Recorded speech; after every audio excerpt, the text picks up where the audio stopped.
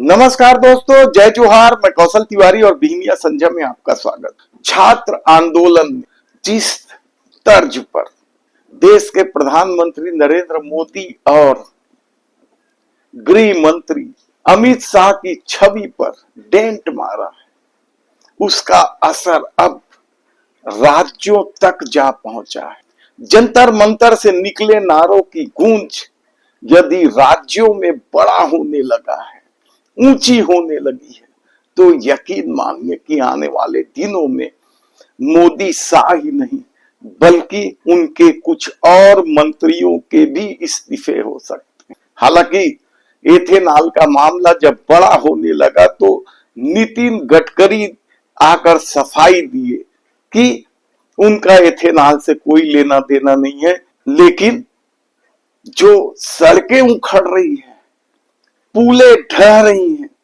उनकी जिम्मेदारी तो नितिन गडकरी की है। संसद में झूठ बोलने वाले रक्षा मंत्री राजनाथ सिंह का दम्भ भी तो टूट गया, जो वे कहा करते थे कि एनडीए में इस्तीफा नहीं होता। वे मंत्रियों के त्याग पत्र नहीं होते हैं भैया, वो यूपीए गवर्नमेंट नहीं है, एनडीए गवर्नमेंट है। तब किसानों के मुद्दे आने वाले दिनों में यकीन मानिए बहुत बड़ा होगा। सड़कों में जिस तरह से युवा निकल पड़े हैं राज्य दर राज्य, वह डबल इंजन की सरकार के लिए दिक्कत पैदा करने लगी है। लगातार झुकती मोदी सत्ता को लेकर उनके समर्थकों में भी बेचैनी बढ़ी है और अब वे खुद कहने लगे हैं दबी जुबान से कि मोदी की जगह योगी को बिठाया जाना चाहिए। लेकिन संसद में भी तो बवाल मचा हुआ है। पेपर लीक मामले को लेकर जो संशोधन बिल लाया गया है, वह क्या पर्याप्त है? क्योंकि 2024 में इसी सरकार ने तो बिल लाया था और उसके बाद कितनों पर कार्रवाई हुई। तब सिर्फ सजा बढ़ाने के नाम पर संशोधित इस बिल का क्या असर होगा, कहना बड़ा मुश्किल है। एक तरफ राहुल गांधी अभी भी अमित शाह के इस्तीफे की मांग को लेकर अड़े हुए, जंतर मंतर में पुलिस या बर्बरता को लेकर छात्र अब भी अमित शाह से इस्तीफा मांग रहे हैं, तो दूसरी तरफ संसद में क्या कुछ चल रहा है। कैसे प्रियंका गांधी ने संसद में मोदी पर निशाना साधा, वह आप देखिए। आज हम सदन पटल पर एक ऐसे विधेयक में संशोधन पर डिबेट कर रहे हैं जो 2024 में पारित हो चुका था, और इसमें मुख्य संशोधन यही है कि पेपर लीक के अन्य अपराधों के लिए सजा बढ़ाई जाएगी। मगर जब से ये विधेयक पारित हुआ तब से अब तक इस सरकार ने एक भी अपराधी को सजा नहीं दी। आपने देखा है कि कल और परसों से फेस रिकॉग्निशन द्वारा प्रदर्शन करने वाले बच्चों के नाम और पते सार्वजनिक किए जा रहे हैं, मगर यही काम पेपर लीक करने वाले अपराधियों के लिए अभी तक नहीं किया गया। ना इस विधेयक में पेपर लीक रोकने के कोई ठोस कदम है। इससे देश के युवाओं का भरोसा कैसे बनेगा? अध्यक्ष महोदय, आदरणीय प्रधानमंत्री महोदय जी को आपके माध्यम से मैं कहना चाहती हूं कि शायद उन्हें अपने सलाहकार बदलने चाहिए। वे असलियत से एकदम टूट चुके हैं। नई नई कमेटियां बनाने से काम नहीं चलेगा। उनका अध्यक्ष चाहे कोई भी हो।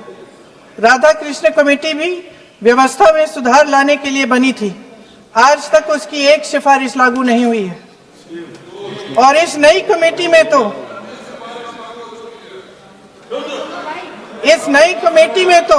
एक एक्स आईबी चीफ,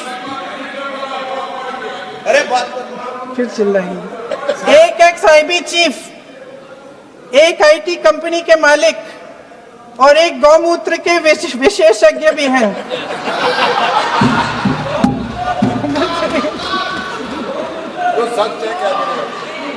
इन्हें शिक्षा के बारे में क्या पता जी? अध्यक्ष महोदय, आपके माध्यम से मैं सरकार को कहना चाहती हूं, अपनी साख बचाइए, अपनी नीयत ठीक करिए, अपनी अकड़ का इलाज कीजिए, अपने वादों पर अमल कीजिए। आपके शासन में हमने बड़ी बड़ी चोरियां देखी हैं, चुनाव में वोटों की चोरी, राम मंदिर में चंदा की चोरी, आपके उद्योगपति मित्रों द्वारा देश की संपत्ति की चोरी, किसानों की जमीन की चोरी, लेकिन सबसे बड़ी चोरी, हाँ ठीक है, सबसे बड़ी चोरी तब हुई, कहिए बोलिए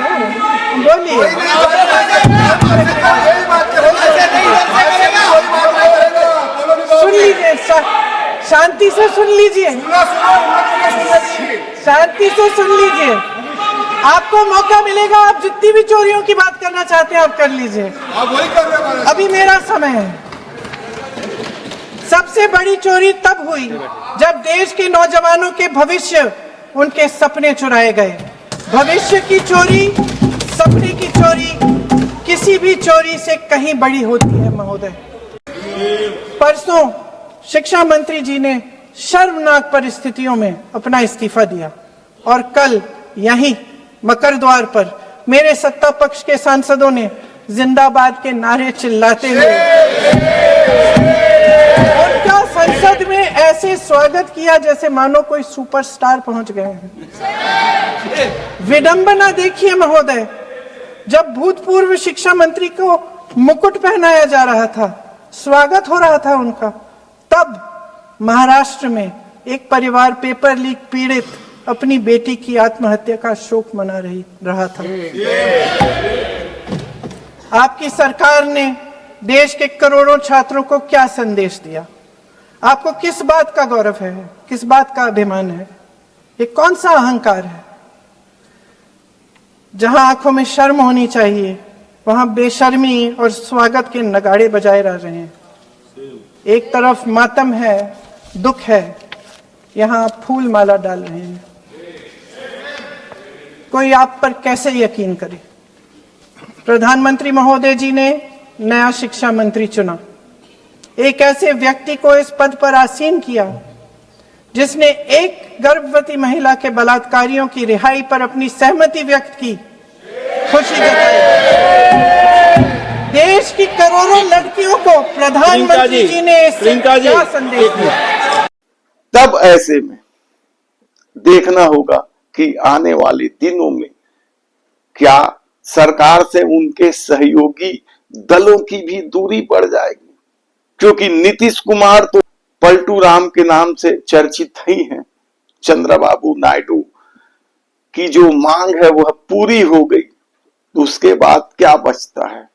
तब शिंदे और अजीत पवार गुट का कितना भरोसा इस सरकार पर रहेगा? उन्हें अपनी भी तो राजनीति देखना होगा। यदि आपने हमारे चैनल को सब्सक्राइब नहीं किया है तो प्लीज सब्सक्राइब कर लीजिए, बेल आइकन का बटन दबा दीजिए।